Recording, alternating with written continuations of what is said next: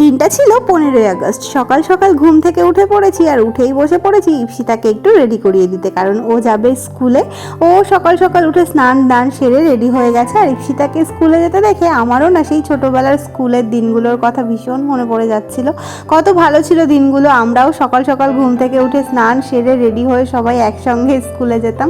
তবে এখন তো আর সেটা হওয়ার নয়, কি আর করা যাবে। তো এদিকে ইপসিতা রেডি হয়ে গেছে, রেডি হয়ে ও সাইকেলটা নিয়ে বেরিয়ে পড়েছে স্কুলে যাওয়ার উদ্দেশ্যে। আর ওকে বাই বাই করে দিয়ে দেখলাম যে রাস্তা দিয়ে স্কুলের অনেক স্টুডেন্টরা পতাকা নিয়ে লাইন দিয়ে যাচ্ছিল, বেশ ভালো লাগছিল জিনিসটা দেখতে। আর তারপর বিকেলবেলায় আমিও একটু রেডি হয়ে গেছি একটু রিলস করার জন্য, ছবি তোলার জন্য। আর এটা হচ্ছে পরের দিন, গেছিলাম স্কুলে খিচুড়ি আনতে। আর গিয়ে দেখলাম যে ওখানে আজকে অনেক বাচ্চা এসেছিল আর আজকে রাখি পরানো হচ্ছিল। তো আমিও গিয়ে একটু রাখি পরে চকলেট নিয়ে বাড়িতে চলে এসেছি। আর তোমাদের ভিডিওটা কেমন লেগেছে অবশ্যই জানিও। Bye bye.